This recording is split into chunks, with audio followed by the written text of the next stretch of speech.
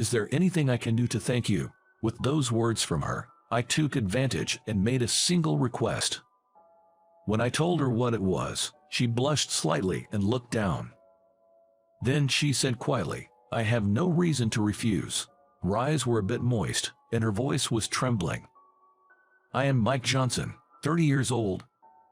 I'm laid back and also a ridiculously timid person. I've had opportunities for promotion at this age, but I'm not suited for management due to my personality, so I've turned them down. I'm happy to continue living peacefully as a regular employee. My parents back in rural Nebraska are rushing me to get married, asking if I found someone nice, but unfortunately, there's no one I would consider marrying, and I haven't had a significant other in a long time. The only thing that comforts me, a workaholic, isn't a woman, but the houseplants that are gradually increasing in my room. At first, I just wanted some greenery in my room, but as I placed the plants and took care of them, seeing them thrive, I realized it calmed my soul. Now my room is filled with plants. Taking pictures of the plants is also one of my joys. So, while it's not glamorous, my personal life is peaceful and my work is going well. However, there was a recent change at work. A female colleague named Susan Miller transferred to my department. Susan is 35, 5 years older than me. She has a good sales record and is rumored to be a rising star among her peers. In addition, being the most beautiful woman in the company is a well-known story. Beautiful and competent, she has it all, but for some reason, she isn't married. Maybe she's out of everyone's league, so the male employees can't even approach her. I won't lie and say I'm not interested. But we've been in different departments, and I haven't talked to her much. Like me, Susan seems to struggle with socializing. She gets her work done efficiently, but I've never seen her chatting with others. My coworkers also don't know how to approach her, so there's a wall between Susan and everyone else. As we'll be working together, I hope we can at least make small talk. That was during a usual weekend when I was admiring my houseplants at home. I was transplanting potted plants on the balcony when a single piece of paper fluttered down from above. I picked it up, thinking it was something, but it turned out not to be paper but a thin paper bag containing plant seeds. It probably came flying down from the floor above, but should I return it or not? While I was wondering what to do, the doorbell rang. I thought I knew who dropped the bag, so without checking who it was, I opened the door. But the next moment, I froze on the spot. It seemed the other person was the same, as we stood silently facing each other for a while. "Susan," to my soft murmur, the person in front of me answered yes. The one who rang my doorbell was my attractive senior at work, Susan, whom I had recently begun working with. Her hair, usually tied up at work, was loosely hanging over her shoulders. Perhaps because it was the weekend, and she was dressed in a relaxed dress, without her usual glasses. I dropped the bag of seeds and came to get it. "I had no idea that you lived downstairs," Susan said, seemingly surprised. "It's not unreasonable." I was surprised too. Such coincidences do happen, don't they? Later, Susan told me that she had moved into this apartment building 3 months ago. Since Susan and I had different off-duty times before transfer, we hadn't run into each other. And I tend to stay at home on my days off. While we were both surprised by the coincidence, I returned the bag of seeds to Susan. "Thank you so much. I'm sorry. I was planting seeds in the planters on the balcony and accidentally let the bag of seeds be carried away by the wind." I was glad to hear that, because I felt a sense of familiarity. I was also transplanting pots on the balcony. "You like gardening, growing plants too, Susan?" "Yes, I love houseplants and keep them in my room." "Oh, maybe that one is in my room too." Susan pointed at the small houseplant I had placed by the entrance. From there, we talked about the potted plants we were growing. I was surprised to learn that Susan lived upstairs, but even more surprised that she, who always seemed to put up walls and worked methodically, was talking so much and so lively. Especially when talking about plants, she had such a soft and gentle expression. Seeing her like that, I thought she was adorable. There seems to be a gap between her work and private life, and I think that's what attracted me to her. From that day on, Susan and I began to communicate privately as well. Although most of our conversation was about plants. But it was a lot of fun exchanging information about plant shops and growing methods through messaging. One day, she expressed interest in a large houseplant in my room, so I invited her over. Knowing that we were only going to talk about hobbies, I was still nervous to invite a woman into my room. As a thank you for inviting her, she brought some sweets. The way she can be so thoughtful makes her even more wonderful, I thought, and I probably had romantic feelings for her. I began to realize my feelings. I was staring absent-mindedly at Susan in my room when she muttered, "Camera. My SLR camera is sitting in my line of sight."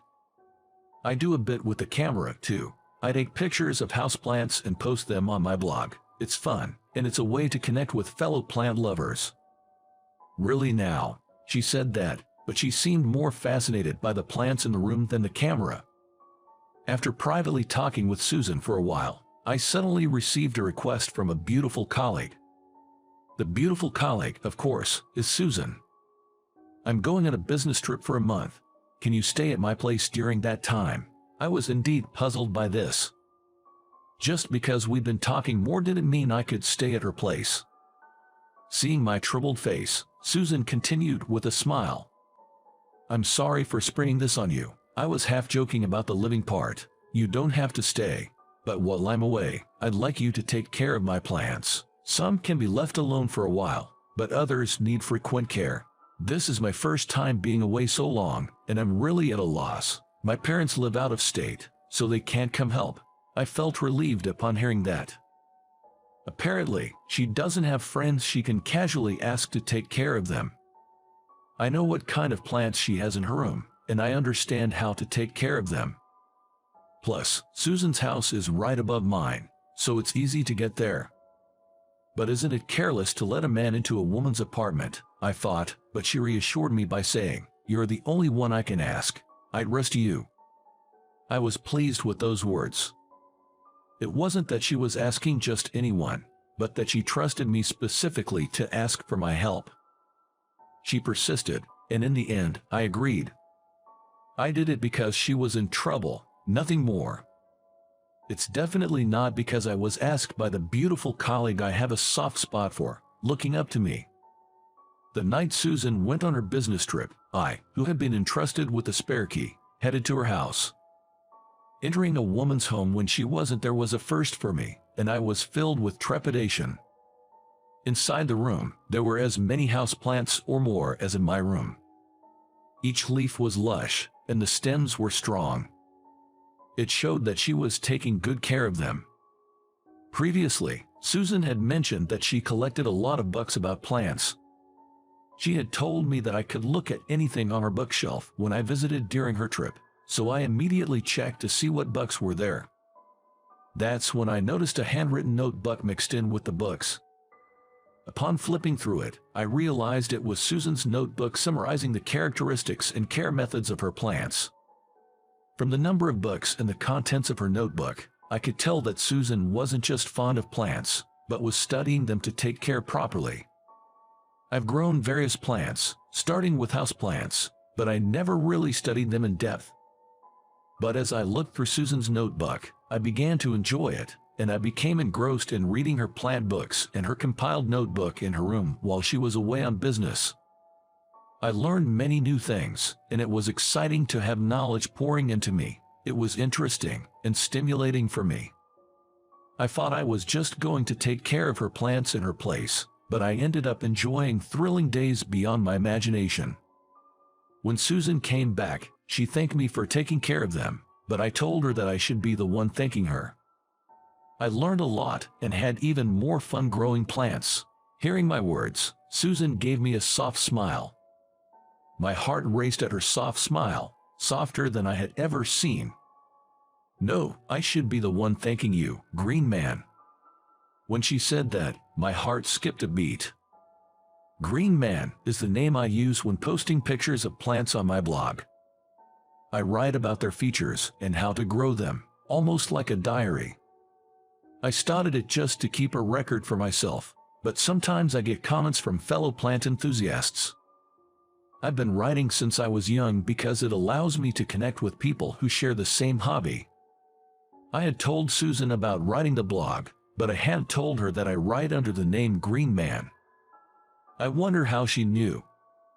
As I was thinking this, Susan told me a story about something that happened at a company she used to work for.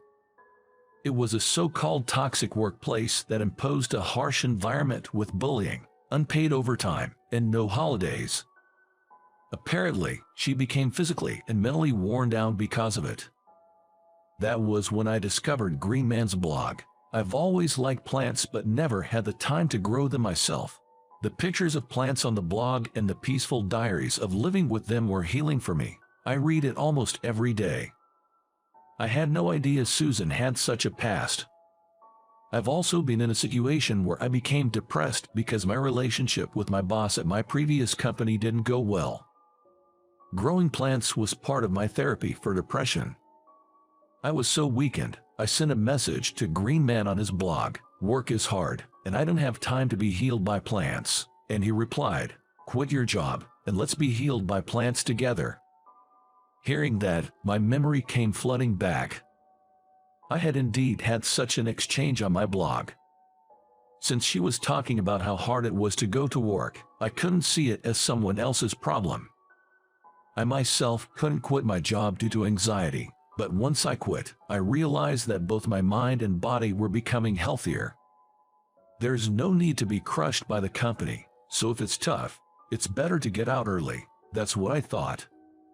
Back then, I was told by my parents and those around me to try a little harder, but no matter how hard I tried, the situation didn't get any better. The first person to tell me that I could quit was Green Man, and I was glad, and I felt really relieved. So I quit the company right away. I wanted to send a thank you message, but I left a dark message, so it felt awkward to send another one. But I'm really glad I quit my old job. It's all thanks to you, Mike. Thank you. No, I also wondered how the person who gave me that message was doing. It was you, Susan. I'm relieved. How did you figure out that Green Man was me? She seemed to have guessed by looking at the cameras and desk calendar when she came to my room. I hadn't noticed, but apparently, the things in my room and the desk calendar were often captured in the photos I posted on my blog. She still didn't seem to be sure, but when I wrote on my blog that I was taking care of a friend's plants for a month while she was on a business trip, that seemed to be the deciding factor. I'm grateful that she still checks my blog, but I feel a little anxious, thinking that a woman who has feelings for me is reading it. What if I wrote something strange? But other than that, I felt nothing but joy. A person who was troubled like me was able to move forward because of my words. And she has become a fellow plant lover. I felt that the fact that my blog, which started as a hobby, had become something I could push people to do, would give me confidence. I am so grateful to you. Thanks to you, I now have time to be healed by plants, and my days are very peaceful. Is there anything I can do for you? Anything you want? At those words, I jumped at the chance. I thought it was a chance to convey my feelings. I don't know if I'll have an opportunity like this to talk at length again. I want you to let me express my feelings. I like you. The time I spend with you feels good, and I was happy to see a smile that I don't often see at work. I'm glad you entrusted me with taking care of the plants, and I liked your studiousness. It made me recognize again that it's just like you. I want to date you, but I don't want to use the word thanks. So, if you don't want to, please refuse me clearly. That's my request.